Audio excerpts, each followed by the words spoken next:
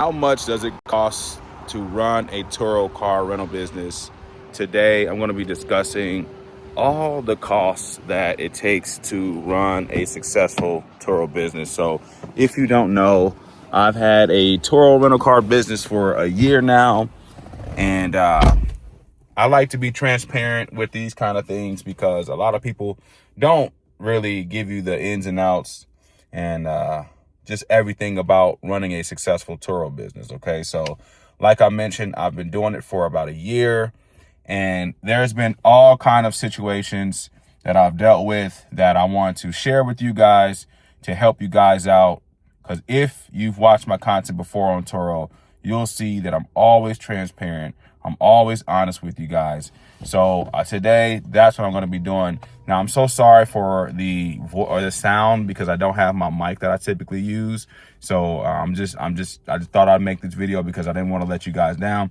Plus, I haven't done any Turo content in a while. So that being said, let's jump on into it. Just watch to the end as well because I'm going to put a lot of gems in here. And that helps me out with growing my channel and gets this video out in the algorithm. So I appreciate all of you guys for watching my content recently. I've been doing pretty good. We're almost at 10,000 subscribers. So anyway, number one is getting the car. Okay, getting the car is the first thing to consider when joining Turo, right? And there are a bunch of different cars that will work for every situation. The first one we picked up was I think 2014 or 2015 Hyundai Accent. Hyundai Accent? I think so, maybe. So that was our first car. I think we got it for like $4,500. That car is a beast. It's been running strong. It's probably made us the most money. It's had the less amount of maintenance done to it. That is our number one car. I honestly want to get that car and put it in a picture frame and just like, take a picture of that car as like my first Turo rental car that we had success in. So yeah, it was a 2015 Honda or Toyota. Oh, man, I can't get my words together. Hyundai Accent. And like I said, that thing was solid. It's been solid. And that was a really good car. So anyway, the first thing is finding the car. You want to make sure you find the right car that's going to fit and do everything you want it to do. Check the maintenance on it. If you don't know how to necessarily check maintenance on a car, or you're not familiar with just anything about a specific car, what I did was I watched YouTube videos and I try to just, like, if I was going to look at a specific brand and model, I would look up what to look for when trying to purchase this year or this specific car, right? So that's what you want to do. You want to make sure you do your research before you physically go buy the car. And, even on your way to go look at the car, just keep it fresh on your mind and everything like that. Definitely have an OBD scanner. I just picked up one from AutoZone, and that's what I use. So you don't need anything special. Just get a OBD2 scanner. I think that's what it's called.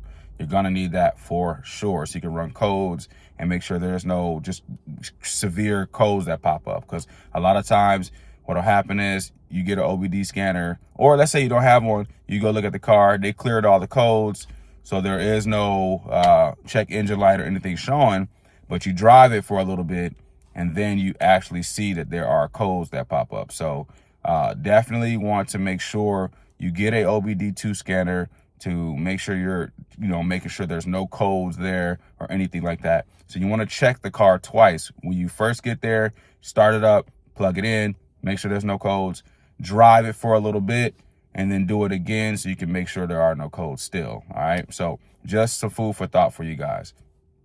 Once you've gotten the car, once you've either purchased it through Facebook Marketplace or a friend or however you do it, I always recommend Facebook Marketplace. However, with that, of course, there are going to be some duds in there as well. So just make sure you do your due diligence. If you have someone that can go with you that knows cars, that really knows what to look for, or just is better than you at looking at cars, I highly suggest taking someone like that. Okay, do that. And, understand you're taking a risk when it comes to buying these cars. All right. So don't be thirsty. Don't feel like you have to buy the first one that you see and that you're going to lose out on something. Don't do that. I'm telling you from experience, don't buy the first car that you look at unless you feel good about it. You absolutely feel good. If you have any doubt in that vehicle, do not buy it at all. Please take my word for that. Okay. Because you can end up with some BS. All right. All right. Now, once you've gotten the car, you got it on the platform, you're running it up. Okay. A couple things you want to look at is first of all, your pricing. Okay. Pricing. Check your pricing. Make sure your pricing is good. I usually use their recommended pricing for my cars. I don't adjust my pricing at all. I keep it whatever Turo thinks my car will rent for. That way I'm getting trips all the time. Okay. So I don't mess with any of that. I let Turo kind of handle the pricing part. But what I do change is the minimum amount of time that you can rent my car. So the minimum amount is 2 days. I don't let people do 1 day rentals. I don't like that. It's just a waste of my time. And it's just a lot of work. So don't do 1 day rentals. It's up to you if you want to do that. If you don't have nothing to do, you're just retired or whatever, not working and just at home, then 1 day rentals might work for you. But personally, I don't like 1 day rentals. It's not enough money to be made. You're taking too much risk for somebody to have your car for 1 day. All right. So I always do 2 days minimum. And I've changed my discounts as well. I used to offer like a crazy discount in the beginning off my cars for if you rented a week. I do a decent amount for a week, but I'm not giving crazy discounts anymore because I was losing money by doing that. And we just changed that up. So definitely pricing your location. If you're going to charge to drop the car off at another spot, I only charge to take it to the airport. That's the only place I'll bring the car. You either pick it up from where I have the car or I can drop it off at the airport. Those are my only two places that I have. I do charge an upcharge for taking it to the airport. So that's extra money you can make. All right. What else? Making sure that the cars are clean, right? Get you some good cleaning supplies. You can use cheap stuff. You don't need anything crazy, no specific brands or nothing. Just get you some interior cleaner, some wipes, some microfiber towels, and stuff like that. You don't need anything special. Just keep it light because you're just starting out. So keep it very light. Use the basic stuff. You don't need no crazy things for cleaning supplies. Maybe a personal vacuum, because if you don't have a local place to take your car to, which a lot of places have free vacuums, then just a little one at home that'll help you out without having to drive somewhere or go somewhere. That'll always work for you as well. All right. So once you've gotten all of that stuff, those are just little things.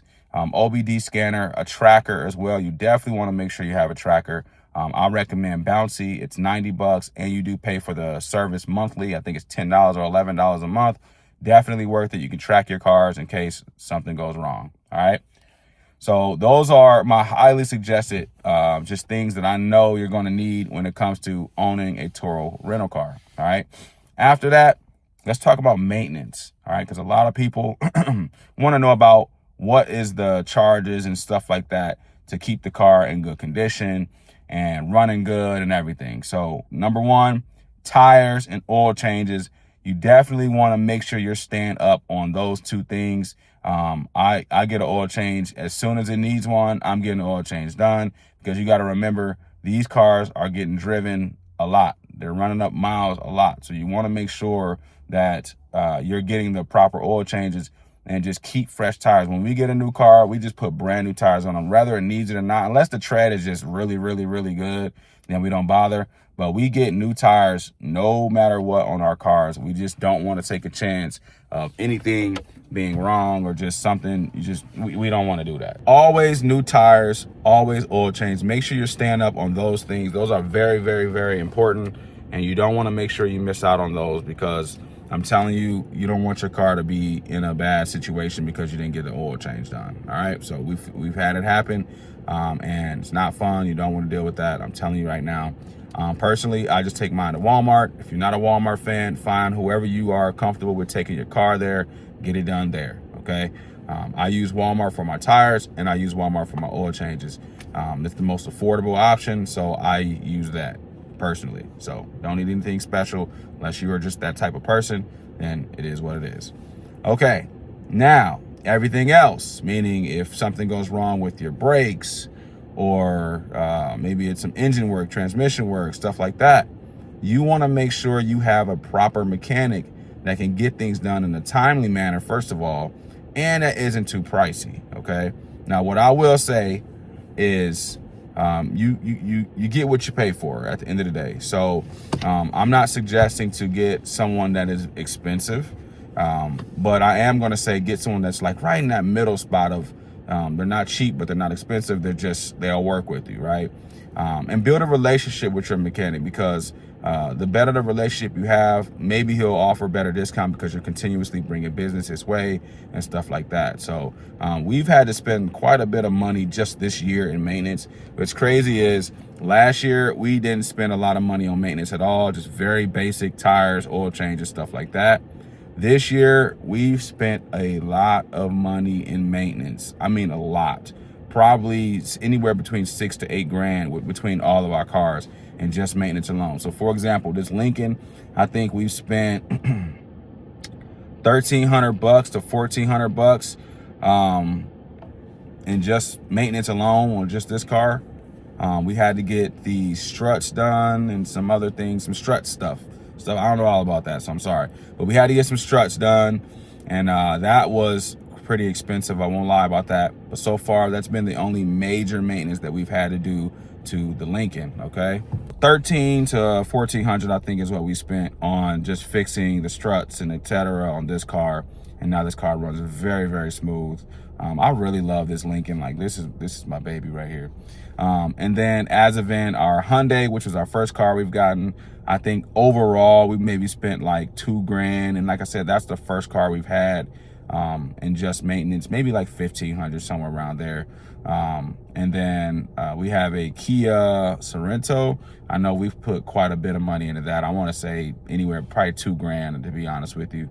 2 grand on the Kia, about 1,400 on this, about 1,500 on the Hyundai Accent. We have a Dodge Avenger, which we've put about, let's just say 2 grand on the high side, 2 grand in that. What else do we have? We have a Mitsubishi Mirage, which we put about 1,500 to 1,800 in that. So that's a lot of money. That's almost 2 cars we could have bought, because we usually say our cars cost about 6 grand each. That's almost 2 cars we could have bought that we've spent in just maintenance. So please understand that there is going to be maintenance that comes up. Now remember, we don't spend any of the money that we make. We only spend the money on buying another car or maintenance. That is it. All that money that we invest into the bank just goes right back into the business. We're not spending any of that money. We're not paying bills with it. We're not doing any of that. So if you're in that situation where you're using the money to make income for yourself, that's completely different. You want to make sure you're putting money to the side to make sure you can cover something if maintenance comes up, if you have to fix something. Don't be the guy that don't have the money to fix your car and now your car's down and you can't run anything. So make sure you're putting money to the side. You know, if you are using it to make some extra income for yourself, to pay bills, etc., put a decent amount of that money, like put 70% of the money to the side and keep 20 or 30% for yourself. Like, put that money up. I'm telling you right now, because when the time comes, and it's going to come, you're going to be glad I told you to do that. So we spent quite a bit on maintenance, but like I said, our cars are running really good. We just wanted to get these things fixed and have them running, right? So this year was a maintenance year. It is what it is. We're going to make that money back, and our cars are going to run a lot longer. So that's why you want to do that. Maintenance means the most of anything, okay?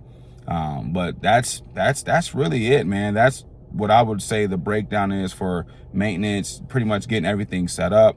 One thing I didn't mention too is how the percentage that you make on your vehicles when renting.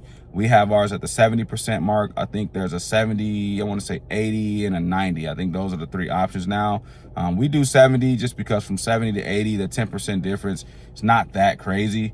We do plan on bumping it up to 90 once you know, our cars reach a certain amount of miles. So for example, once they reach 130,000 miles, we're probably going to bump it up to that 90% mark, just because, you know, the miles are high, and it's like at that point we might as well just run it up. So for now, we're going to keep it where it is and just do it like that. I might have a conversation where we change it from 70 to 80, but the reason why we keep it at 70 is because your deductible is only $250. Once you go up to 80%, I think it's like $1,500 for your deductible. So just pointing that out. And we might just do that now, because now that I think about it, you know, accidents, they happen. but they don't happen as often as we thought they would. And it's been a year and we've only had one accident so far. So, but that's really it. I hope I covered majority of everything and answered questions that you guys have with starting your own Turo business around maintenance and everything like that, what the cost is. It's hard for me to put a number on that thing because it does vary. So everybody's situation is going to be different, but just make sure you're putting money to the side to make sure you can cover those things. All right. But I hope I answered you guys. Seriously, I do this for you. I want to make sure I'm being very transparent and real. I'm not giving you guys no fake stuff. This is all real stuff. If you want to see receipts or anything like that, I have all of that stuff. I'll make whatever kind of video you need to understand how to run a Turo business. Okay. That being said, I'm out of here. Let me know what kind of video you guys want to see next. If it's based around Turo, just let me know. I'll be more than happy to make that video for you guys. Just comment down below what kind of video you would like to know or what you would like to know in general about starting a Turo rental car business. I will have an update video on how much we've made so far, minus the maintenance. So I will do that on my next video probably. But look forward to talking to you guys. Scoofy here. Don't forget, once we reach 10,000 subscribers, I will be giving away $200. We're about 1,800 subscribers away from 10K. All right. So I appreciate all of you guys. Scoofy here. Subscribe to the channel. Invite your friends and family. Don't forget, turn the notification bell. And I'm out.